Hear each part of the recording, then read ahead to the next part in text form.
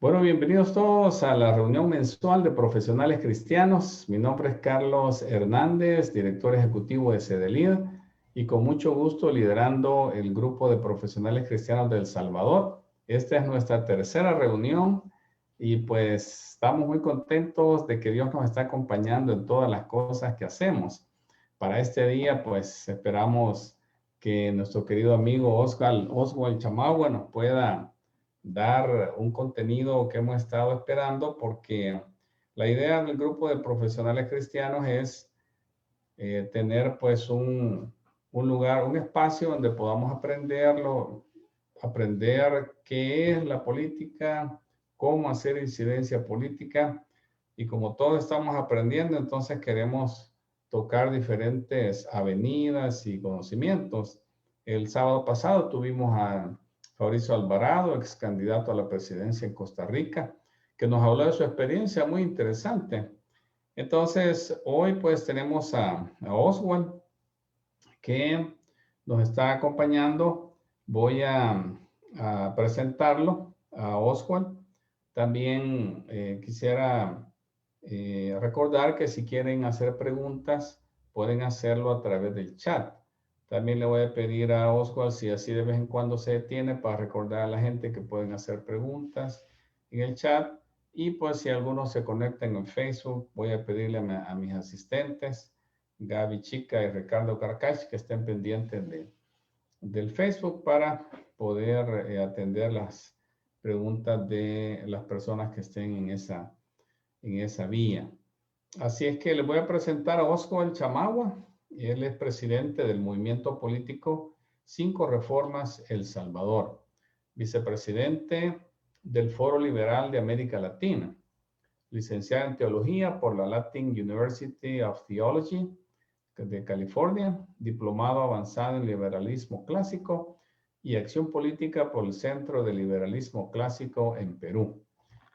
Todo un honor tenerte con nosotros, Oswald. Este día pues te queremos ceder el espacio y quizás puedes comenzar contándonos un poco sobre este asunto del movimiento político Las Cinco Reformas, aunque creo que lo tienes ahí como parte de tu exposición, pero tienes libertad de contarnos un poco de tu persona, de tu familia y cualquier cosa que quieras dar. Adelante, Oswald.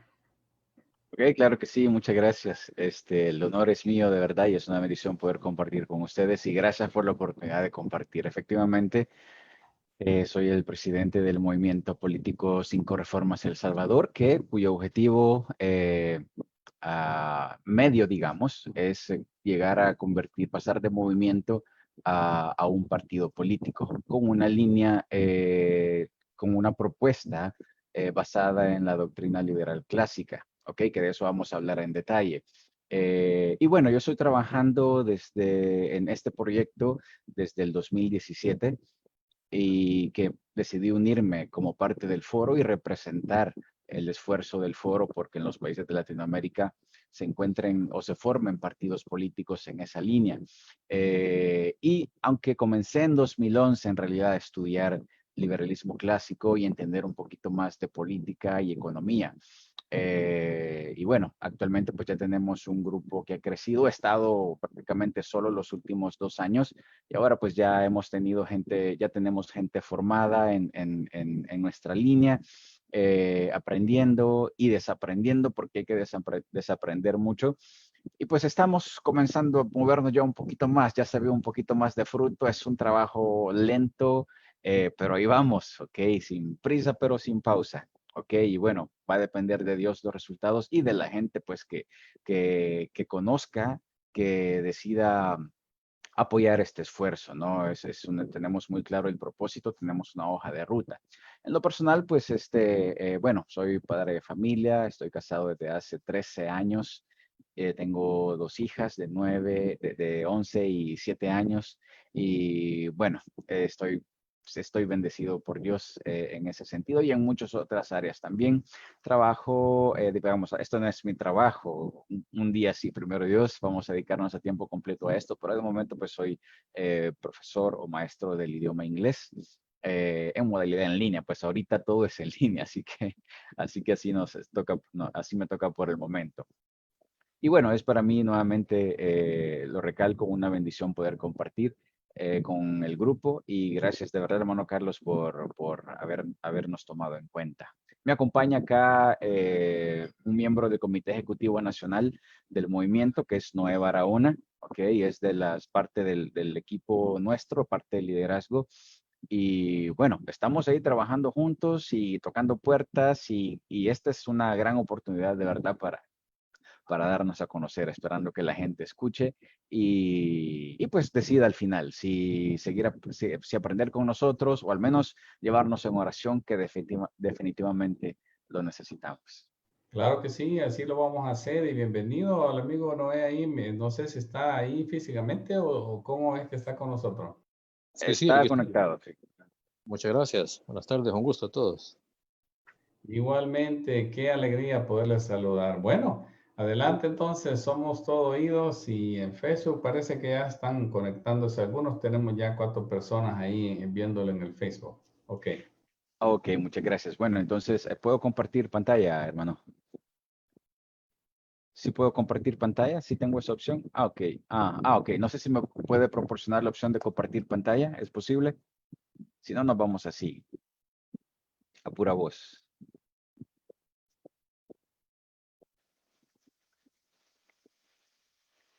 Carlos. Sí, perdón, tenía Ah, apagado el micrófono. ok. Voy a compartirlo con todo. Ok, sí puedo compartir pantalla. Ah, ok, ahí estamos, perfecto. Bien, bueno, entonces vamos a entrar de lleno. Quiero advertirles que el tema, pues, es amplio, en realidad, pues, pero entiendo, pues, y voy a respetar el tiempo, pero posiblemente queden algunas dudas, y por favor, siéntanse libres de levantar su mano. Eh, si tienen alguna consulta o escribirla por el chat, voy a tratar de estar pendiente, si no, pues igual las podemos ver al final. Ok, entonces voy a tratar de abarcar lo más que se pueda de los 4 temas que se mencionan en la reunión de hoy. Así que les voy a compartir pantalla. Por aquí tengo una pizarrita. Entonces, son los 4 llamados del cristiano en la política. Ok, entonces hay un primer llamado que es el llamado a la acción política. Ok, hay un llamado de parte de Dios al cristiano a tomar acción política. Pero vamos a comenzar definiendo términos. ¿Qué es política? Hay muchos conceptos, sin duda, muchas escuelas que enseñan al respecto, pero voy a tomar este concepto que aparece aquí. Es la ciencia de la gobernación de un Estado o nación, también un arte de negociación para conciliar intereses, eso hablando en términos hasta empresariales se puede decir. El término proviene del latín politicus y este término del griego politica, una derivación de polis que significa aquello que es público. Polis significa todo, o sea que es público, que significa civil, relativo al ordenamiento de la ciudad o los asuntos del ciudadano. Es un significado amplio, está relacionado a lo que se refiere al espacio público. Y habla pues de la ciencia política, de qué trata, y el sistema político es una forma de gobierno que engloba las instituciones políticas para gobernar una nación. La monarquía y la república son los sistemas políticos tradicionales. ¿Okay? Entonces, entendiendo esto, ¿okay? Es un campo, una rama de la vida. La política es una rama de la vida, un área de la vida como la educación, como la economía, como las relaciones familiares, como las amistades, etcétera. Entonces, fíjense lo que dice la gran comisión. Dice que Jesús se acercó y les habló diciendo, toda potestad me es dada en el cielo y en la tierra. Por tanto, id y haced discípulos a todas las naciones. Luego dice el 20, enseñándoles que guarden todas las cosas. Aquí hay un mandato, ¿ok? Jesús dice que toda potestad le ha sido dada. Habla de una autoridad y que él gobierna sobre toda área. Y lo decimos y hasta lo cantamos. Decimos Jesús es el Señor. ¿Qué significa entonces en realidad? Porque usualmente vemos, se ha visto dentro del cristianismo, no usualmente, sino que recientemente más bien, vale aclararlo, se ve a la política como algo del diablo, como algo del enemigo. Sin embargo, aquí en este concepto, si lo vemos, no es eso, ¿ya? Y aquí está esta imagen, ok, no vamos a decir que la sombra de quién es esa, pero parece que detrás está el diablo. Entonces decimos los cristianos, no, la política es sucia, o muchos cristianos solemos decir, la política es sucia, la política es del diablo, es de la carne, es del mundo. Sin embargo, en este concepto que estamos hablando, no hay ninguna conciliación o una connotación de maldad. Lo que sí nos da a entender es que habla de una dirección. ¿Ok? ¿Se acuerdan cuando Salomón oró a Dios, oró por sabiduría para dirigir al pueblo, para gobernar la nación? ¿Ok? Entonces, eso es la política, en parte, la dirección, un liderazgo, ¿ok? Para tomar decisiones que van a afectarnos o que van a afectar a un gran número de personas. Entonces, se basa en la ley y la justicia, o debe basarse en la ley y la justicia. Ahora viene la pregunta, ¿de quién? ¿De quién? ¿De dónde viene esa ley y de dónde viene esa justicia? Porque a mí me puede parecer justo algo, pero a otra persona le puede parecer injusto. Entonces, ¿cuál es el parámetro? Si vamos a la Biblia, entonces, vemos que la autoridad viene de Jesús. Él dice, toda potestad me es dada en el cielo y en la tierra. ¿Ok? Y manda a hacer discípulos a todas las naciones.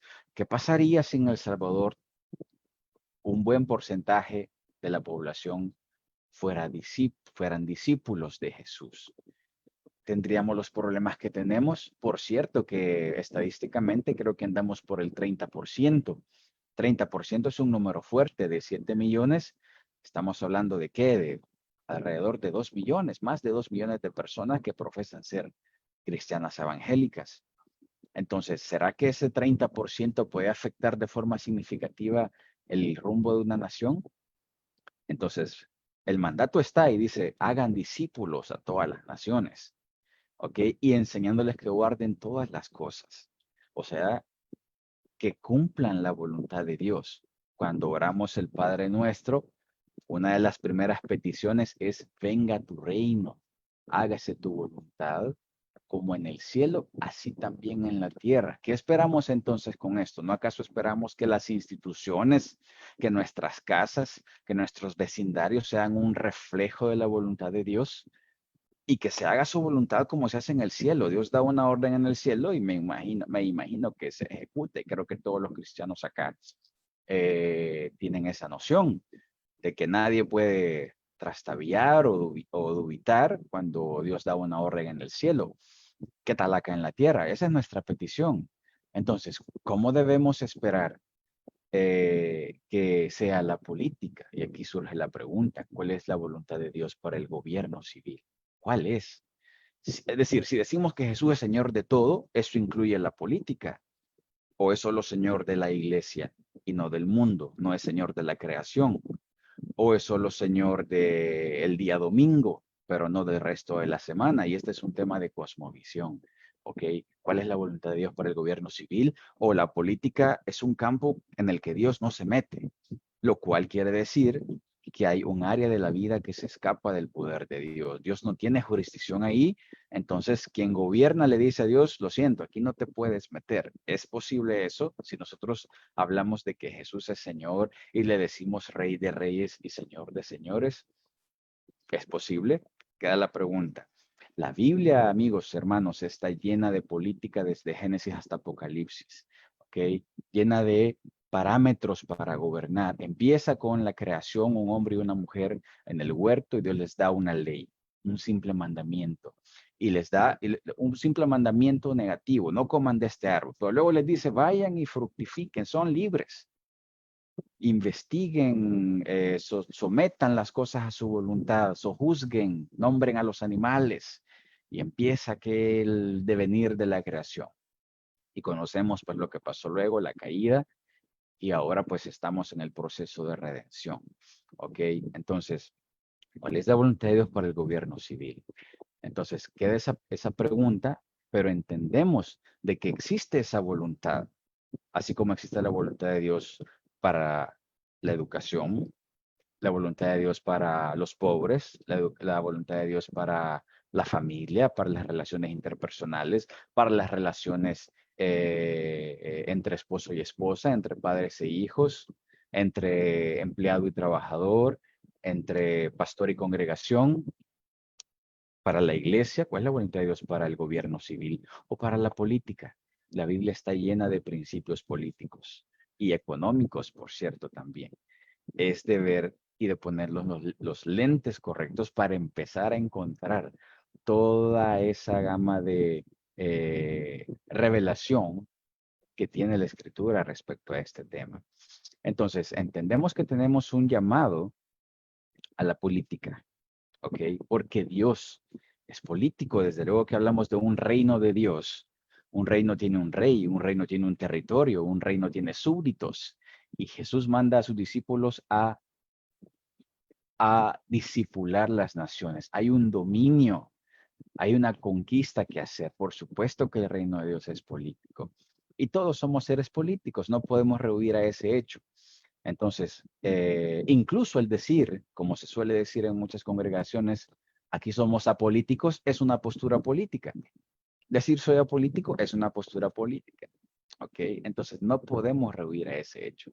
Pero decir soy apolítico, ¿será la voluntad de Dios? ¿Será que Dios no se mete en esa área? Es de analizarlo. Ahora vamos con el segundo llamado. Si entendemos que hay un llamado para ir, de que hay un interés de Dios en la política, entonces el segundo llamado es a diagnosticar bien la realidad.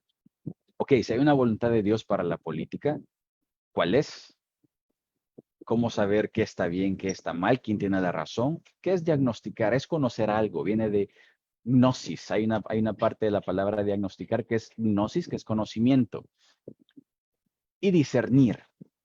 ¿Qué es discernir? Separar, distinguir lo bueno, lo malo, diseccionar. Hay una parte de la Biblia que dice interpretar la Biblia correctamente, cortar correctamente la palabra de Dios, saber distinguir. ¿Ok? La Biblia habla de distinguir, nos hace llamados continuamente a discernir. Y Dios le habla a su pueblo y dice que no pueden distinguir a veces su mano derecha de su izquierda. Y no vamos a hablar tanto de conceptos de derecha e izquierda, pero ese es un ejemplo textual donde la Biblia dice, donde Dios condena la falta de discernimiento en su pueblo. Entonces, hay que entender que todo problema parece complejo hasta que se entiende, y hemos escuchado muchos expertos decir, el problema en nuestro país es complejo, el problema requiere esto, requiere lo otro, requiere un análisis, toma mucho tiempo, etcétera. Pero todo problema parece complejo hasta que se entiende. ¿Cómo entenderlo? ¿Por qué estamos como estamos? ¿Y quién nos enseñará? ¿Ok?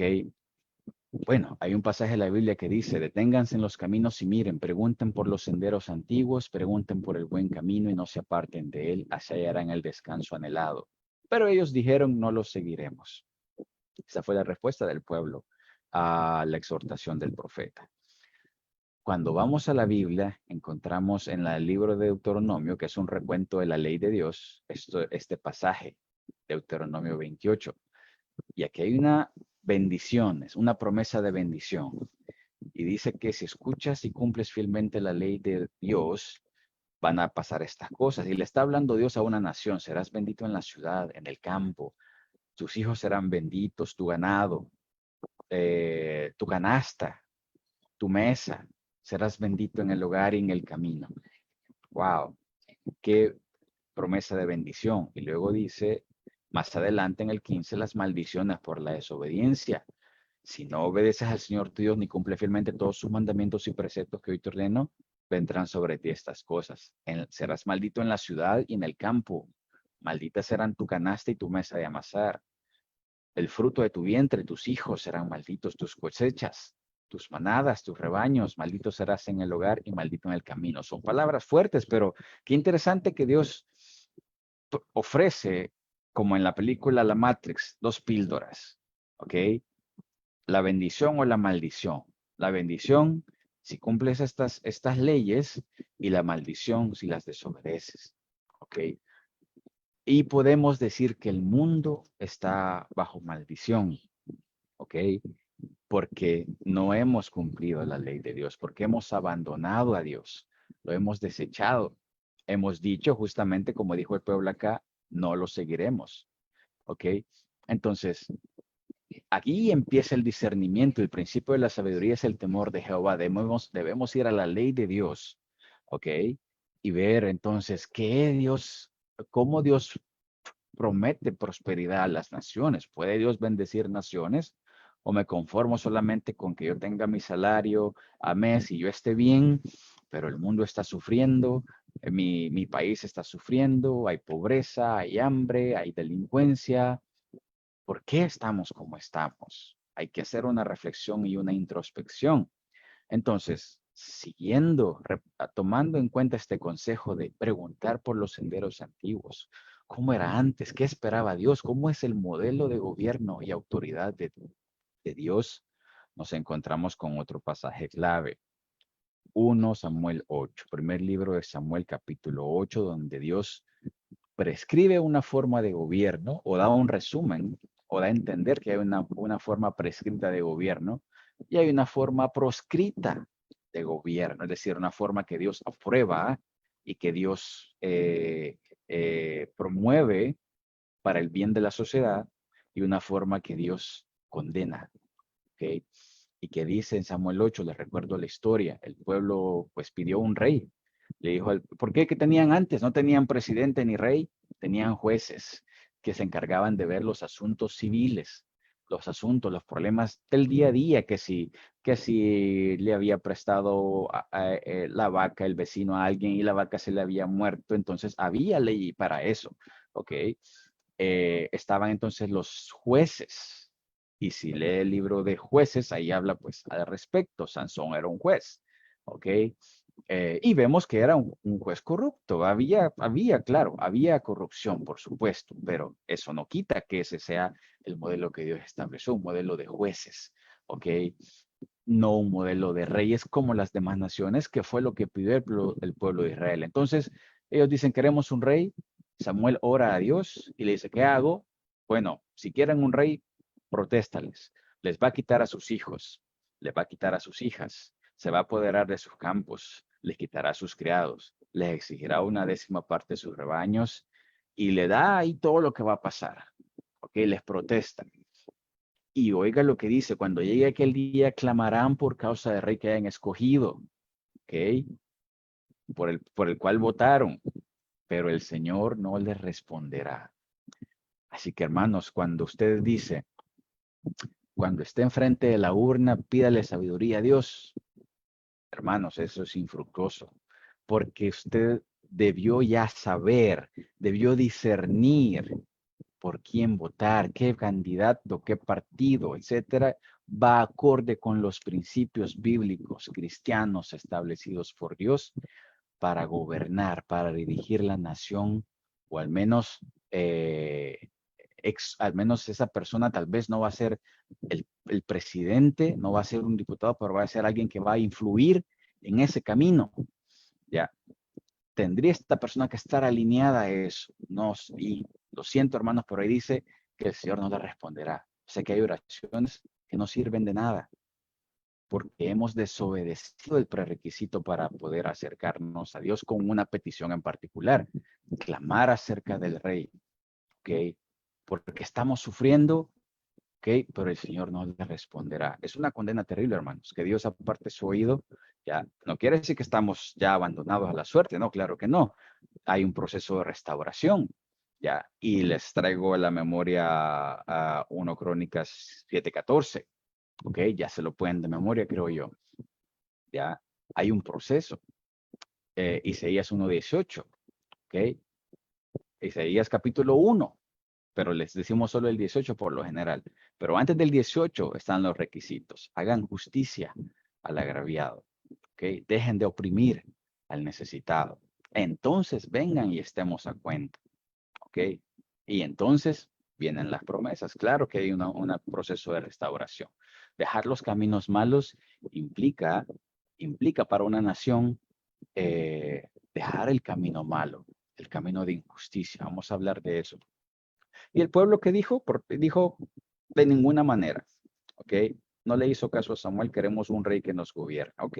Entonces, basta que vayamos al Antiguo Testamento, vamos a dar cuenta de todo el devenir de los reinos tras reinos, ¿ok?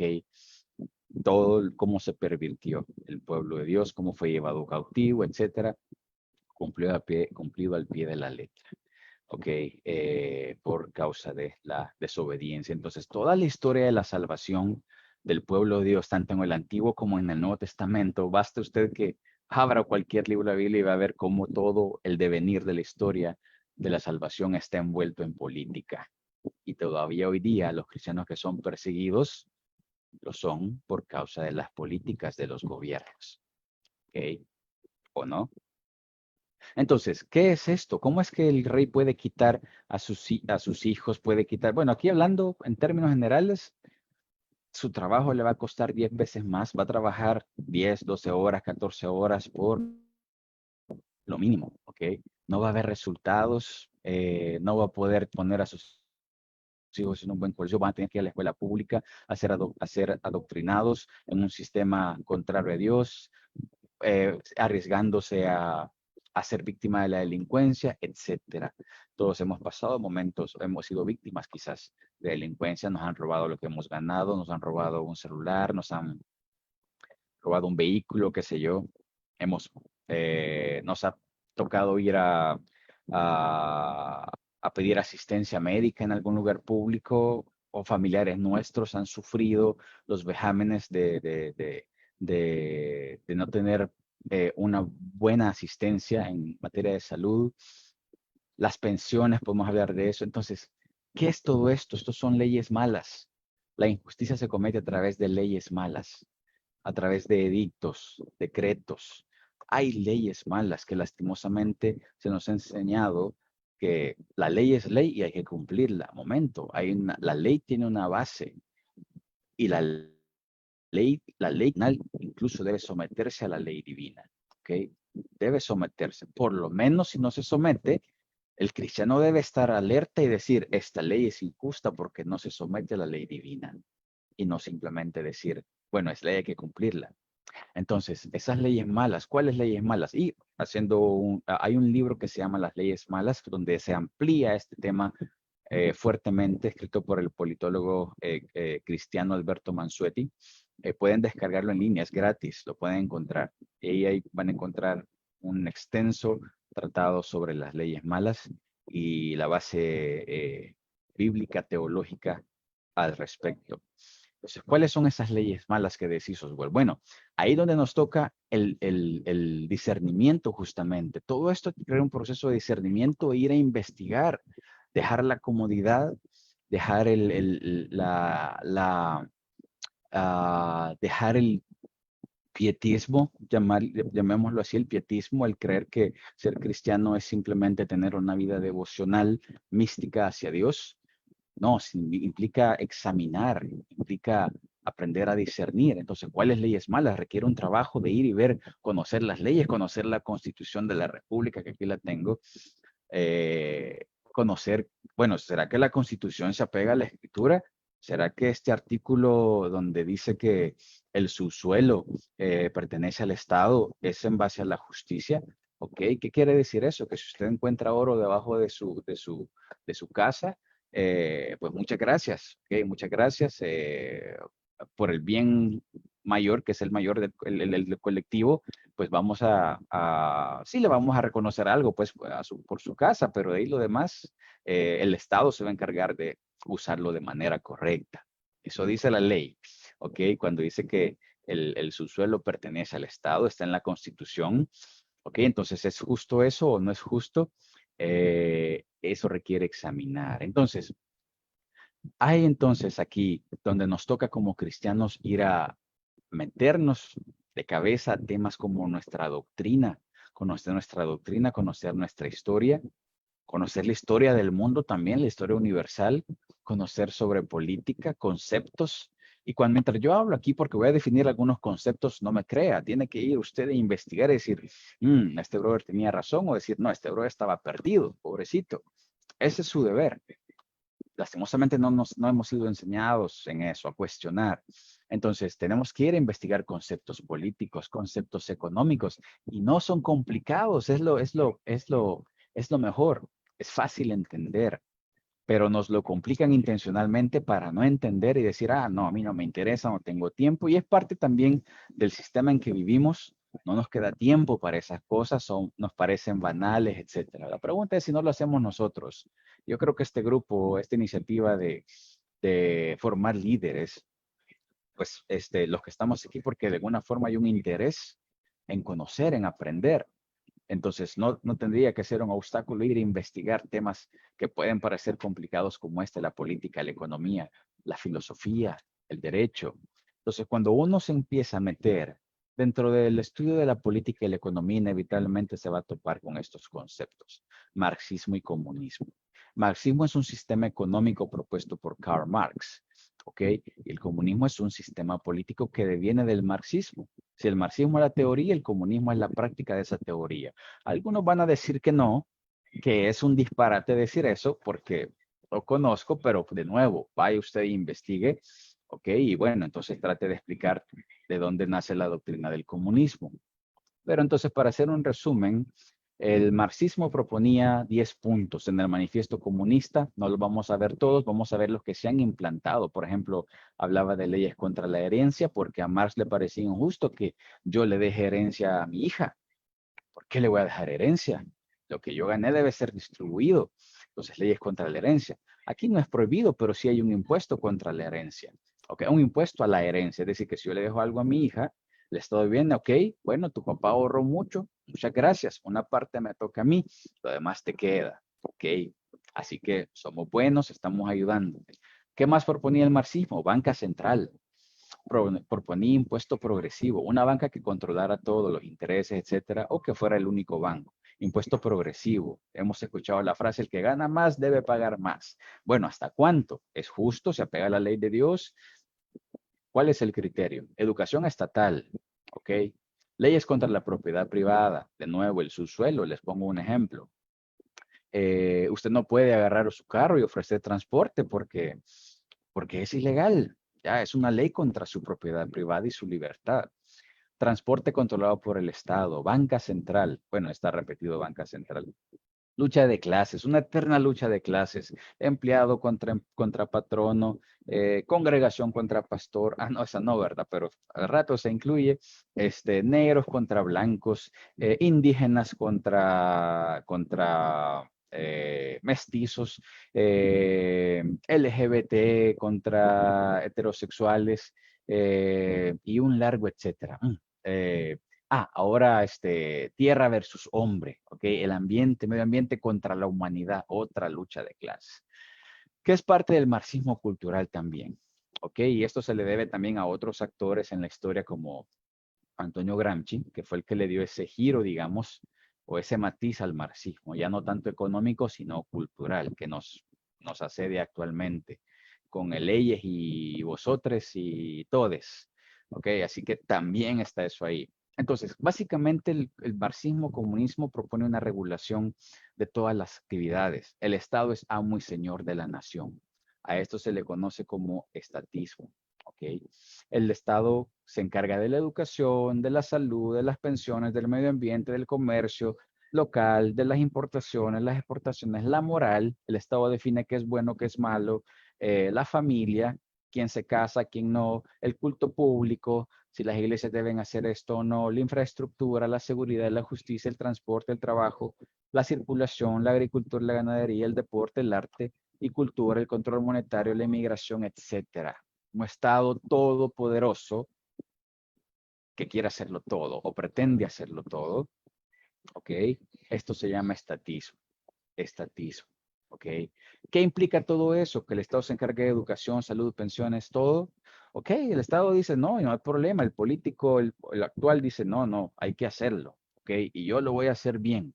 Yo me voy a encargar de darles educación, yo le voy a cuidar el medio ambiente, etcétera. Aquí no va a morir nadie de hambre, no va a haber analfabetas, etcétera. El cielo y la tierra. Esto implica dinero y poder, ¿ok? Sí, entonces cuando decimos sí, el Estado debe encargarse de educación. Ok, bueno, entonces te tengo que cargar un impuesto. Dele.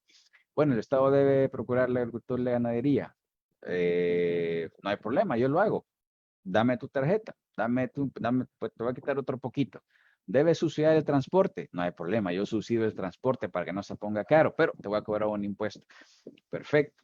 Ok, debe mantener las calles buenas.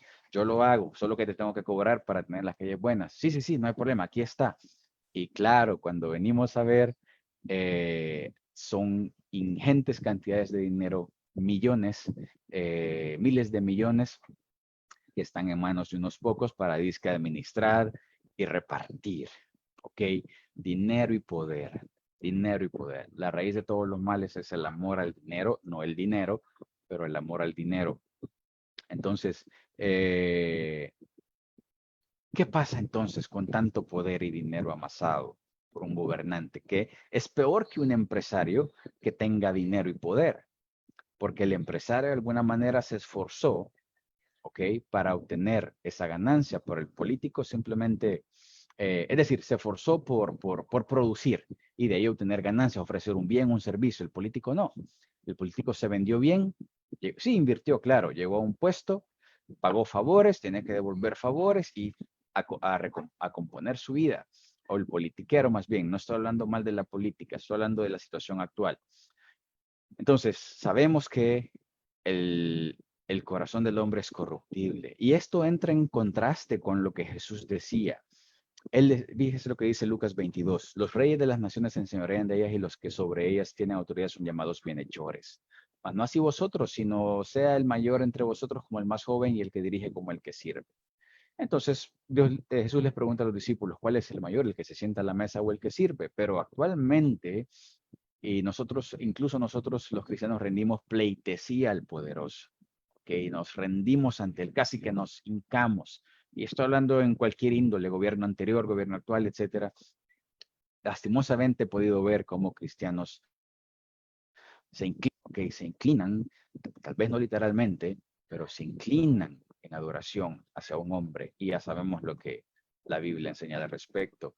Entonces, ¿qué es lo que enseña esto? Que debe haber un gobierno limitado, limitado en funciones y recursos.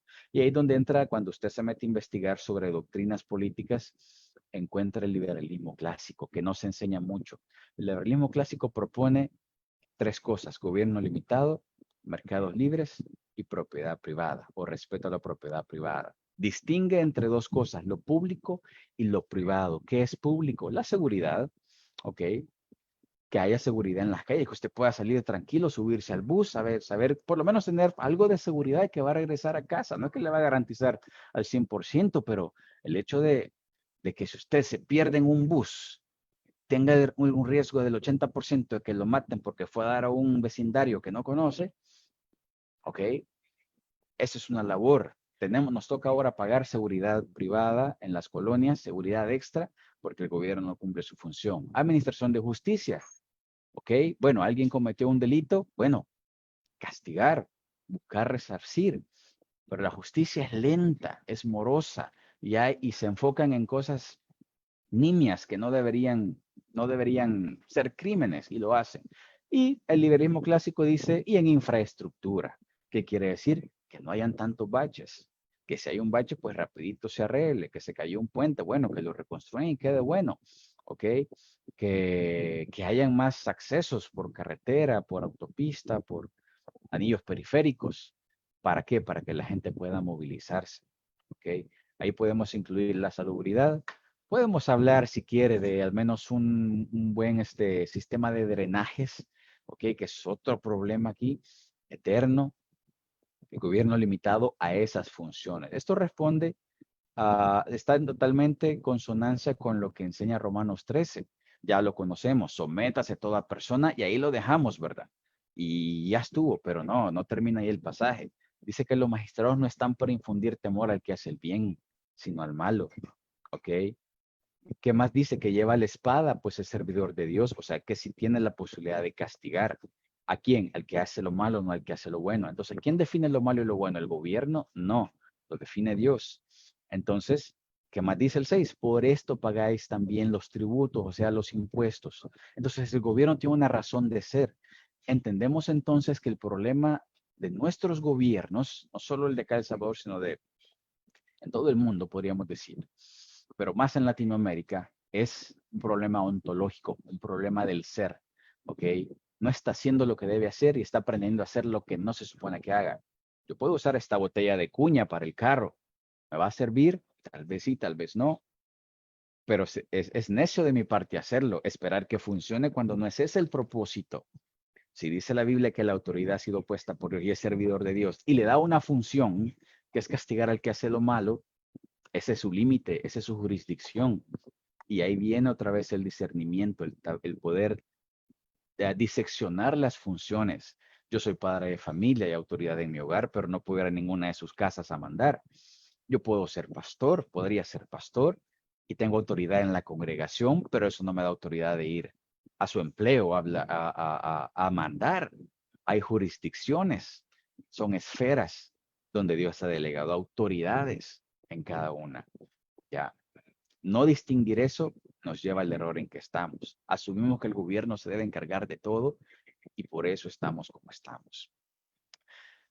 Entonces, eso es en la parte de gobierno, en la parte economía, y quiero ver, ya casi termino, hermano, déme unos 10 minutos más. Entonces, eso es en la parte de política, en la parte de gobierno, en la parte de economía, mercados libres y propiedad privada, ¿ok? Y el liberalismo clásico, en él se reconocen 3 derechos fundamentales nada más: el derecho a la vida, el derecho a la libertad y el derecho a la propiedad privada. Nada más.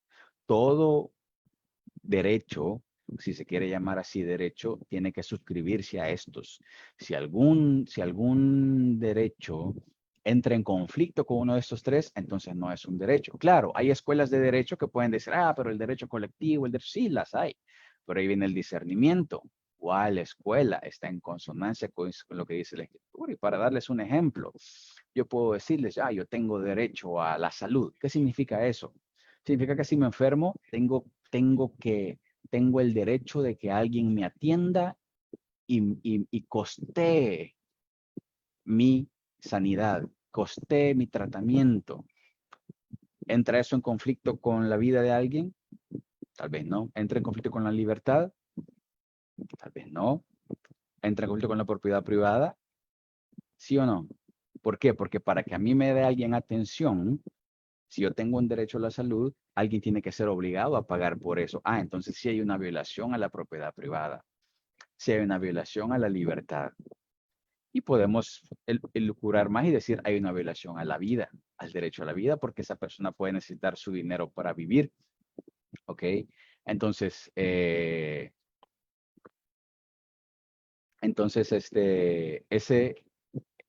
esos son los 3 derechos fundamentales que reconoce el liberalismo clásico. Y se desprende la libertad de expresión, por ejemplo. La libertad de expresión está relacionado con la propiedad privada. Usted puede expresarse libremente en su cuenta de Facebook mientras Mark Zuckerberg se lo permita, claro, porque al final él es el dueño de Facebook. Pero usted tiene su muro prestado, ¿ok? Y puede publicar ahí mientras no lo ofenda, ¿verdad? Mientras cumpla las normas. Tiene el derecho a expresarse, ¿ya? Pero usted no puede venir y decir, yo tengo derecho a escribir lo que querrás, yo tengo el derecho de escribir lo que quiera en tu muro, ¿ya? Porque esa persona tiene todo el derecho de bloquearlo, así como usted lo tiene, porque es parte de su propiedad, para poner un ejemplo. Entonces, la libertad de expresión está atado a la propiedad privada, ¿ok? Yo puedo expresarme en mi casa, pero no puedo ir a la casa del vecino a decirle lo que yo quiero.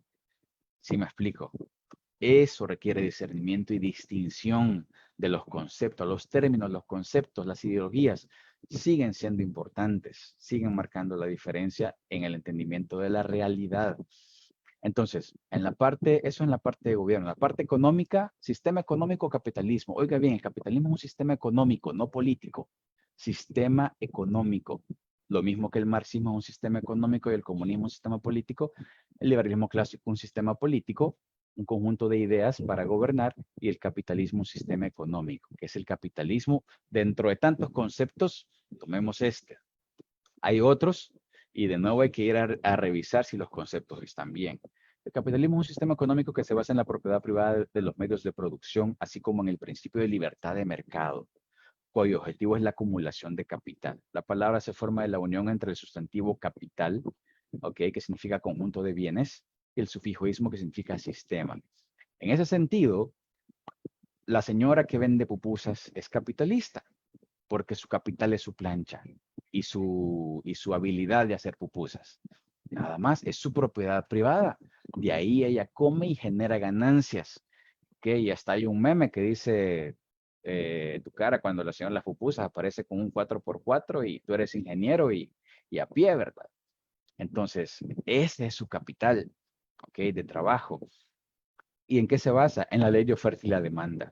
Y hay una caricatura y dice, está la cliente y le ofrece uno sandías a tal precio, sandías a un precio más alto. Estas son más grandes, estas son más baratas. Entonces, oferta y demanda.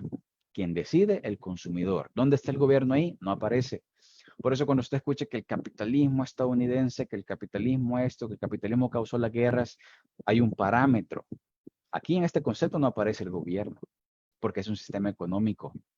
Entonces, si el gobierno tuvo algo que ver, mi amigo, mi hermano, no es capitalismo, no en este concepto. Ya, si el gobierno tuvo algo que ver, no es capitalismo, porque ya no se cumple la ley de oferta y demanda.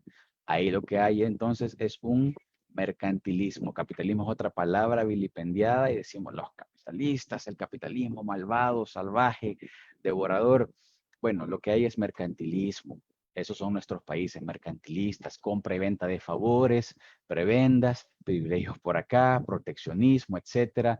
Y eso es necesario distinguirlo también para hacer un diagnóstico del problema y hallar una solución. ¿Ok? Entonces, si el gobierno tuvo algo que ver, no es capitalismo. El tercero, entonces, es el llamado a reconstruir. Ya que sabemos cuál es el problema, ¿cómo hacemos para, pues, estar bien, para desenmarañar esto? El camino de retorno, el camino de retroceso o la gran devolución. Y aquí, pues, les hablo así, express, de nuestra propuesta de 5 reformas. Una reforma política donde se deroguen las leyes malas. Todas esas leyes anticomercio, leyes antiimportación, exportación, impuestos elevados y dejar un solo impuesto, el impuesto de las 3 U, un impuesto único, uniforme y universal, que lo paguen todos por igual, único, solo uno, uniforme, misma tasa para todos y universal, todos lo pagan sin excepción. Puede ser al consumo, un solo IVA, ya, que en mi opinión no debe superar el 10%. Ya, eso va a ayudar a que su dinero tenga mayor poder adquisitivo porque va a poder comprar más cosas, los precios de las cosas se van a abaratar, ¿ok? Y sencillamente va a vivir mejor, va a poder comerciar más, tener un poquito más, le va a alcanzar más, ¿sí? Y no depender tanto de que el gobierno le dé subsidios o le ayude. Y va a poder montar su empresa o su negocio, formal o informal, y como el impuesto puede ser hecho al consumo, todos lo van a pagar sin excepción. ¿Ok? La reforma económica, abolir privilegios. Perdón, en la reforma política incluye también revisar la adhesión a organismos internacionales que se imponen a las leyes locales y entran en conflicto de nuevo, no solamente con las leyes locales, sino con las leyes de Dios. Hablemos de ONU, Banco Mundial, FMI, etcétera. Reforma económica, abolir privilegios y restricciones al comercio. Eso implica eliminar retajos a las aduanas, no las fronteras, las aduanas, ¿ok? Que la gente pueda comerciar libremente, llevar y traer, ¿ok? Porque está en consonancia con el derecho a la libertad de la propiedad privada. Eliminar privilegios y restricciones al comercio y establecer patrón oro. Retornar al colón, dicen muchos. Añoran el colón. Bueno, el colón era una moneda volátil, igual que el dólar actualmente, pero mejor el dólar que el colón en comparación. Pero lo justo es una pesa y balanza justa, como la Biblia enseña, una moneda basada en un metal, ¿ok? Plata u oro. El oro es lo mejor, ¿ok? Y hay muchos economistas, la gran mayoría en contra del patrón oro, pero de nuevo, ir a investigar. ¿Por qué? Porque si un billete cuesta 1 gramo de oro, vale 1 gramo de oro, ese billete va a valer 1 gramo de oro aquí en 20 años. No va a haber inflación. Por el contrario, puede que haya deflación, baja de precio, va a tener más poder adquisitivo. Hay una cuestión técnica ahí, pero es fácil de entender. Sí se puede, pero hay una agenda en contra de este patrón oro. Educación, ¿qué ofrecemos? ¿Qué proponemos? Privatización. ¿Qué decir? ¿Vamos a vender la educación a una empresa? No, no, no. Vamos a devolver, vamos a entregar las escuelas a los maestros y directores para que ellos administren las escuelas, sean dueños y puedan ofrecer en libre competencia la educación que mejor les parezca. En salud, igual, privatización, entregar los hospitales a los doctores y enfermeras para que sean accionistas, administren a discreción, establezcan los precios que quieran y en competencia abierta ofrezcan el servicio de salud. Y las pensiones igual, abrir el mercado de pensiones, que la gente pueda cotizar o no cotizar, ¿ok? En la empresa, banco, AFP que mejor le parezca. Y, por supuesto, si no quiere cotizar y tiene su dinero ahorrado, pues que eso le regresen, aunque sea de a poquito, pero es su dinero. ¿Ok? Bueno, ¿y los pobres? ¿Qué pasa con los pobres que no pueden pagar? Ok, como decimos, creemos de que habrá un mayor poder adquisitivo, pero entonces vamos a poner un sistema de vouchers. O sea que sí se va a ayudar, claro que sí. La gente que no pueda en la transición pagar su educación, pagar su salud, sus pensiones, en vez de subsidiar la oferta, se va a subsidiar la demanda. ¿Qué quiere decir?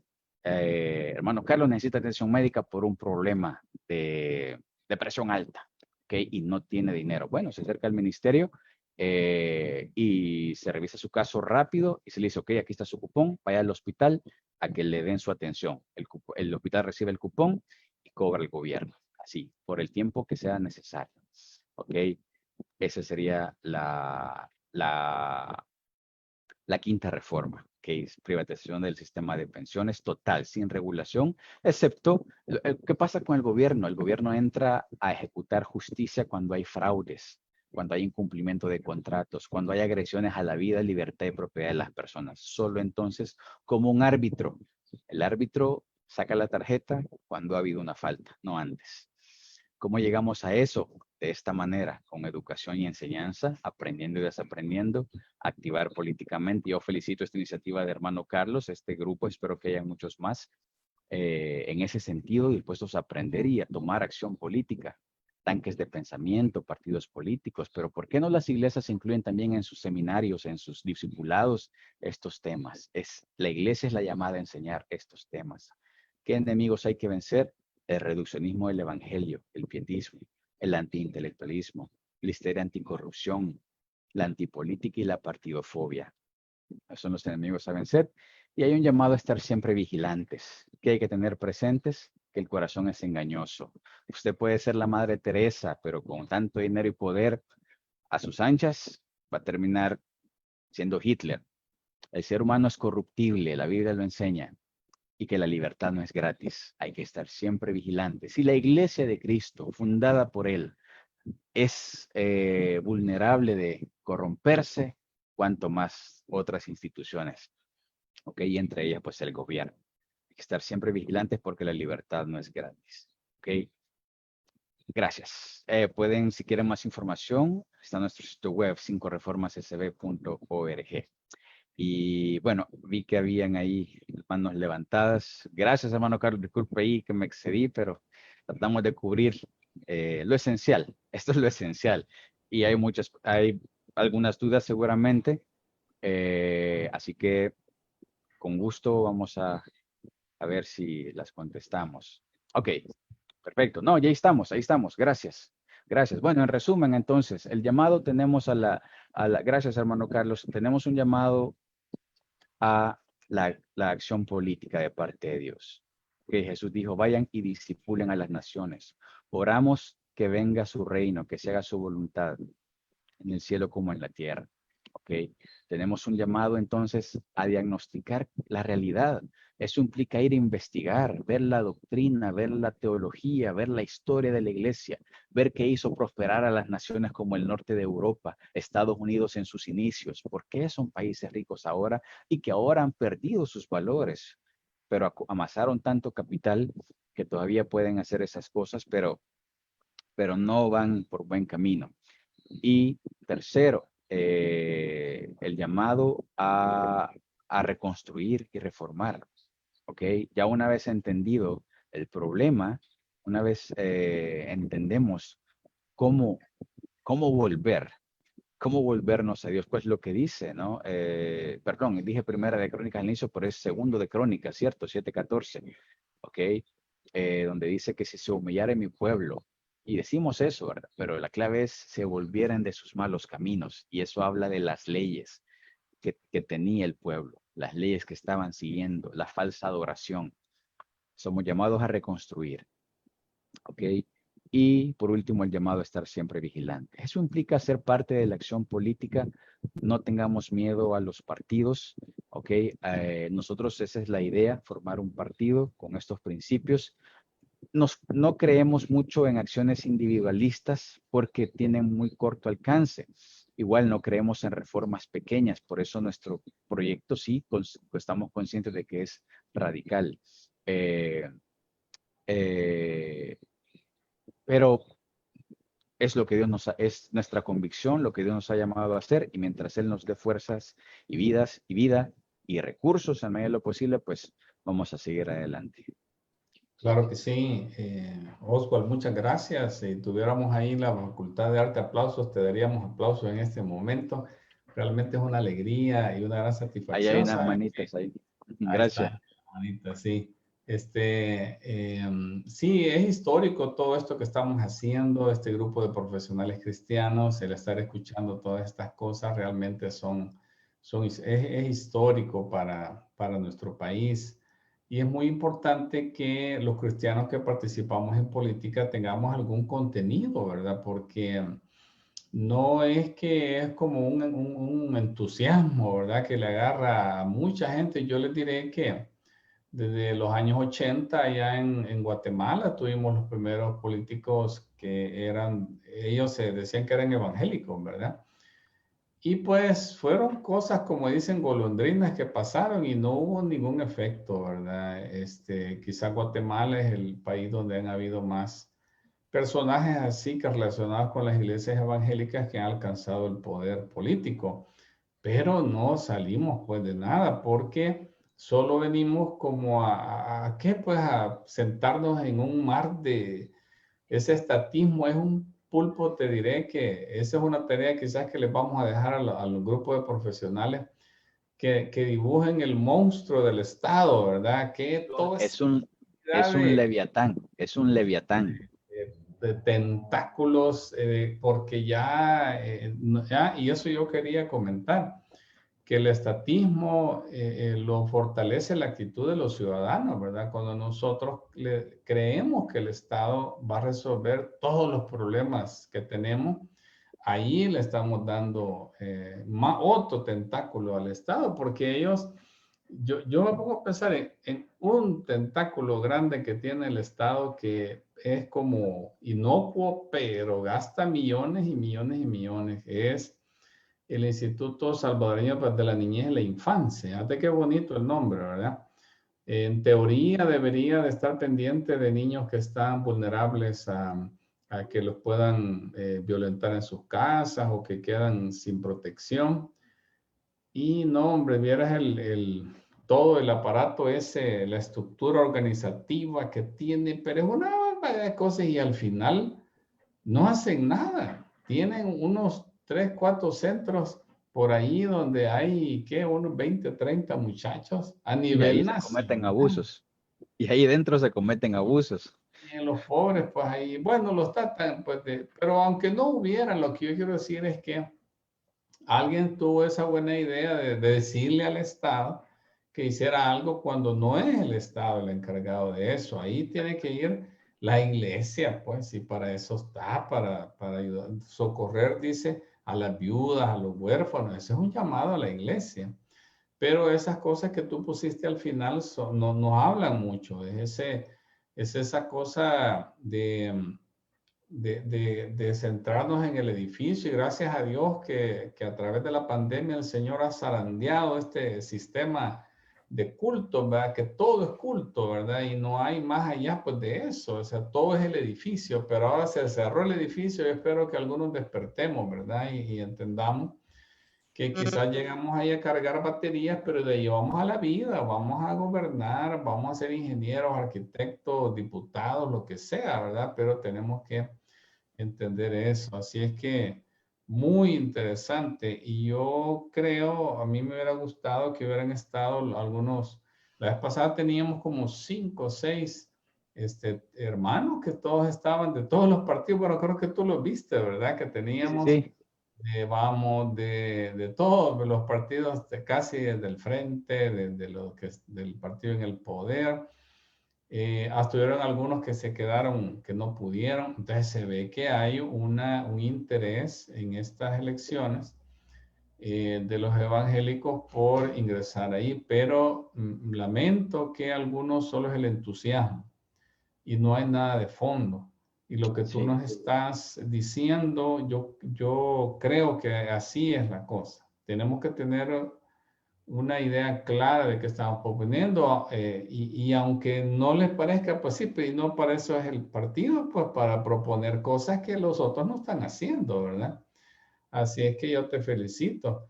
Y no sé gracias. si alguien tendrá preguntas eh, que quieran hacerle a Oswald. Joel dice, tiene preguntas y comentarios. Así, ¿cómo no? ¿Quieres hacerlo verbalmente, Joel? Te podemos dar el... Sí, sí, Joel, sí, ahí está ya. sí, gracias. Bueno, como ya lo comentaba Carlos, actualmente yo soy candidato a diputado por la Libertad por el partido Vamos. Yo tengo un par de preguntas para usted, Oswald, y un par de comentarios. Así que quisiera, bueno, en primer lugar, quisiera que me pudiera ampliar cuál cree usted, a su criterio, sería el mecanismo o las líneas a seguir para poder romper con ese paradigma de que los cristianos no se involucran en política.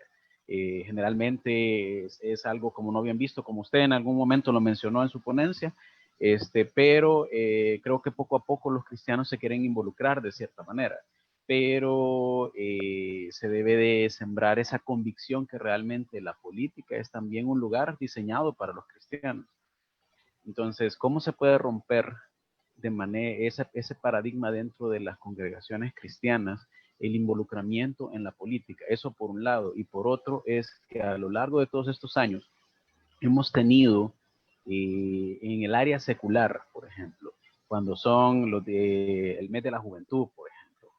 Cuando es el mes de la juventud, lo que se hace son batucadas, son coreografías, es una manera de entretener a los jóvenes y los jóvenes no se involucran y no hablan de política. Y en el caso de las iglesias, pues vemos congresos juveniles, que se habla de todo, menos de que el joven se tiene que involucrar en política. Entonces, en esa línea, ¿cuáles serían realmente esa dinámica de poder romper esos paradigmas para que los cristianos nos involucremos? Y dos, ¿cómo hacer que nuestros jóvenes también tengan ese interés? Porque le voy a comentar algo. Hay un sector realmente interesado en que no haya nuevas generaciones de políticos. O sea, nuestra asamblea legislativa está llena de personas que están ahí desde los años 80. O sea, están casi inventariadas en la asamblea legislativa y no han salido de ahí. Y somos los mismos ciudadanos los que no los hemos sacado de ahí. Somos los mismos ciudadanos los que hemos mantenido y hemos sostenido la permanencia de ellos en ese lugar. Entonces, hay muchos políticos que realmente ya debería estar retirado porque ya no se ha reinventado. Me duele decirlo, así lo voy a decir así. Hay diputados dentro de la Asamblea Legislativa que dicen que son cristianos, ¿verdad? Pero en su Twitter hasta se ponen coronel. Entonces yo sé que ya dieron quién es. Entonces, pero realmente, o sea, y yo lo he escuchado hablar y entonces, y él justifica acciones como lo que pasó el 9 de febrero, justifica acciones por parte de la Fuerza Armada. Entonces yo digo, bueno, y entonces este señor o es cristiano, o es diputado, o es coronel todavía en retiro. O sea, me queda esa ambigüedad que hay cierto tipo de acciones bueno, en ciertos diputados que realmente que profesan ser cristianos, pero sus acciones dicen otra cosa. Y yo estaba escuchándolo, este es más que todo un comentario, ¿verdad? De las 5 reformas, como es un movimiento en este momento, ¿verdad? Entonces, sí, va, perfecto. Como tal vez, no sé si lo voy a meter en un lío, ¿verdad? Como movimiento de las 5 reformas, ¿qué postura tiene en relación a lo ocurrido el 9 de febrero, que prácticamente este sistema democrático quedó en vilo por un momento la tarde de ese domingo, a 9 de febrero? y que a la luz de muchos cristianos pareciera como que no ocurrió nada, y es algo de lo que no se comenta en las iglesias. Nuestro sistema democrático realmente está en riesgo y debemos de realmente promover el hecho de que es algo que está ocurriendo Gracias, y, Joel. y sujeto Gracias. a análisis. Disculpa Claro. que te interrumpa. Démosle espacio a Hugo Ah, para sí, que conteste. perdón. Gracias, gracias. No, no, tranquilo. Muchas gracias, Joel, por las preguntas.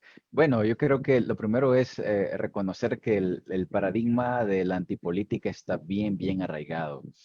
Y no podemos esperar arrancarlo fácilmente. Sin embargo, sí he visto muchos esfuerzos como este, por ejemplo. Y yo creo que el acercamiento a líderes que están abiertos a escuchar es importante. Yo creo que no hay que dejar de hacer esta acción política dentro de la iglesia. Eso sí, hay que estar bien armado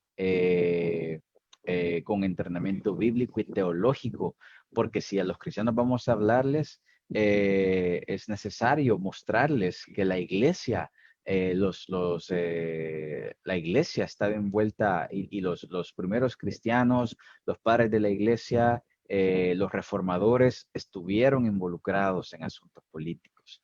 Ya no llegaron a ser presidentes ni nada. Y incluso recientemente en otras latitudes, siglo pasado, siglo antepasado, o sea, siempre la iglesia ha tenido, digamos así, hombres de fe eh, reformando.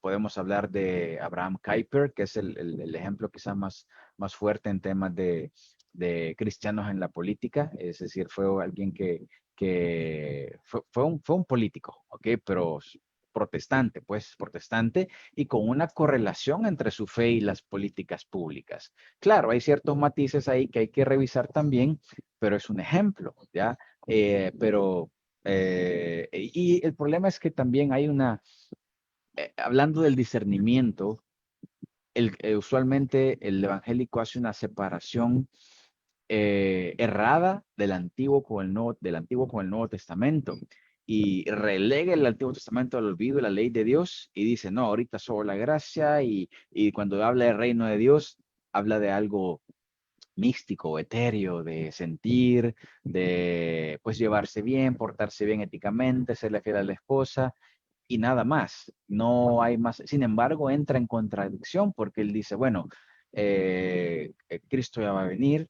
Él dice hay que poner la mirada en las cosas de arriba, no hay que perder el tiempo. Sin embargo, yo no he visto cristiano que diga, no voy a mandar a mis hijos a la escuela porque Cristo ya viene. Uno los manda a la escuela pensando en que se gradúen, ¿verdad? Que sean profesionales y que ganen dinero. Es la verdad. Yo espero que mis hijas pues progresen, que tengan una mejor calidad de vida que yo. Si en ese lapso Cristo viene, pues qué bueno. Pero ellos dicen, hay que poner la mirada en las cosas de arriba, malentendiendo también el concepto, y sin embargo, eh, viven el mundo secular, disfrutan de sus mieles o procuran tener frutos en este mundo, pero cuando es el tema de política dicen no. Entonces yo creo que el acercamiento debe ser buscar líderes que estén dispuestos a escuchar. Si no está dispuesto, pues dejarlo. Entender que no todos van a aceptar esto porque está muy arraigado. Es decir, el estatismo se enseña desde la primaria, no con esas palabras, vamos a ver estatismo, no, pero la idea de que el gobierno debe hacerse cargo de todo va desde la parvularia, si es posible. Entonces, una hora de escuela dominical, una hora de predicación en la iglesia contra todo un sistema de medios de comunicación, escuelas, etcétera, periódicos, series de televisión, películas, porque en todo eso nos meten el estatismo. Entonces, y para que en la iglesia vayamos a escuchar 3 pasos para, qué sé yo, cualquier cosa, ¿verdad? 3 pasos para que se abran las ventanas de los cielos, entonces no hace ningún efecto, ya no hace ningún efecto. Entonces nos toca a nosotros, los laicos, bueno, yo soy laico, no soy pastor, a excepción de mi hermano Carlos, que es pastor y tuvo esa valentía de decir, no, esto es algo que debo hacer y él asesora a otros pastores.